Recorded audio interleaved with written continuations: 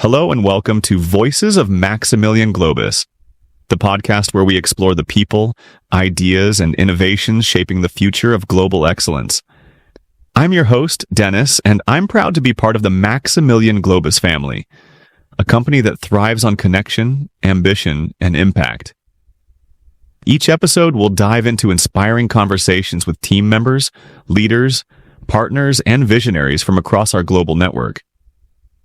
Whether you're tuning in from one of our offices or simply curious about what drives us forward, this is your behind-the-scenes look at the culture, values, and creativity that fuel Maximilian Globus.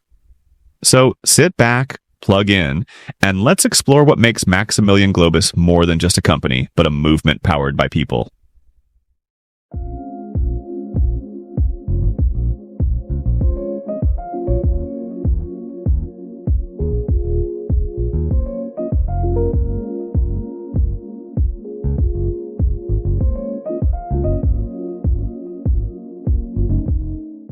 Procrastination is a challenge we have all faced at one point or another. For as long as humans have been around, we have been struggling with delaying, avoiding, and procrastinating on issues that matter to us. During our more productive moments, when we temporarily figure out how to stop procrastinating, we feel satisfied and accomplished. Today, we're going to talk about how to make those rare moments of productivity more routine.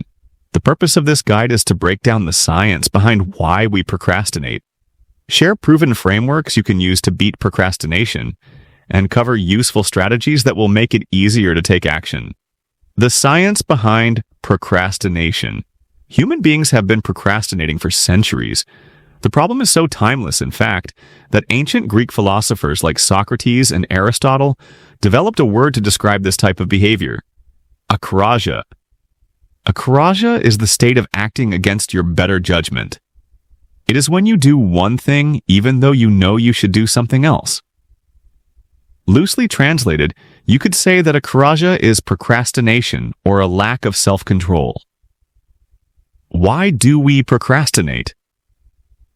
The best way to understand this is by imagining that you have two selves, your present self and your future self.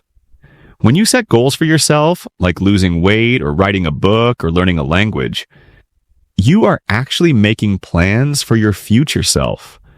You are envisioning what you want your life to be like in the future. Researchers have found that when you think about your future self, it is quite easy for your brain to see the value in taking actions with long-term benefits. The future self values long-term rewards. However, while the future self can set goals, only the present self can take action. When the time comes to make a decision, you are no longer making a choice for your future self. Now you are in the present moment, and your brain is thinking about the present self. Researchers have discovered that the present self really likes instant gratification, not long-term payoff. So, the present self and the future self are often at odds with one another. The future self wants to be trim and fit, but the present self wants a donut. Sure, everyone knows you should eat healthy today to avoid being overweight in 10 years. Option 1. Make the rewards of taking action more immediate. If you can find a way to make the benefits of long-term choices more immediate, then it becomes easier to avoid procrastination. One of the best ways to bring future rewards into the present moment is with a strategy known as temptation bundling. Temptation bundling is a concept that came out of behavioral economics research performed by Katie Milkman at the University of Pennsylvania. Simply put, the strategy suggests that you bundle a behavior that is good for you in the long run with a behavior that feels good in the short run. The basic format is only do thing you love while doing thing you procrastinate on. Here are a few common examples of temptation bundling.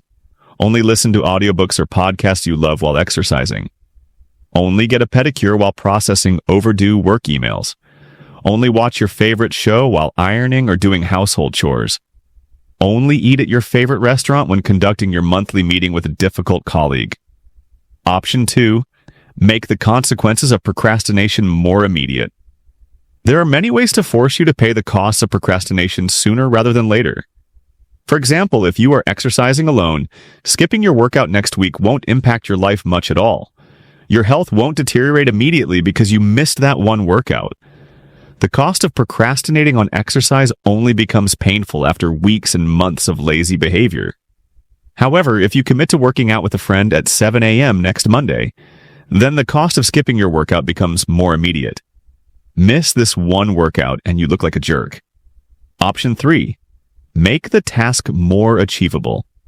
As we have already covered, the friction that causes procrastination is usually centered around starting a behavior. Once you begin, it's often less painful to keep working. This is one good reason to reduce the size of your habits, because if your habits are small and easy to start, then you will be less likely to procrastinate. One of my favorite ways to make habits easier is to use the 2-minute rule, which states, when you start a new habit, it should take less than 2 minutes to do. The idea is to make it as easy as possible to get started, and then trust that momentum will carry you further into the task after you begin. Once you start doing something, it's easier to continue doing it. Final thoughts. The daily routine. Experts recommend for peak productivity. One of the best productivity systems I have found is also one of the simplest. It's called the Ivy Lee method, and it has 6 steps. At the end of each workday, write down the 6 most important things you need to accomplish tomorrow. Do not write down more than 6 tasks. Prioritize those 6 items in order of their true importance. When you arrive tomorrow, concentrate only on the first task. Work until the first task is finished before moving on to the second task. Approach the rest of your list in the same fashion. At the end of the day, move any unfinished items to a new list of 6 tasks for the following day. Repeat this process every working day. Thanks for hanging out with me today on Up and Personal. If you love this episode, share it with a friend, and I'll catch you next time for more ways to live your best life. Until then, recharge and shine on,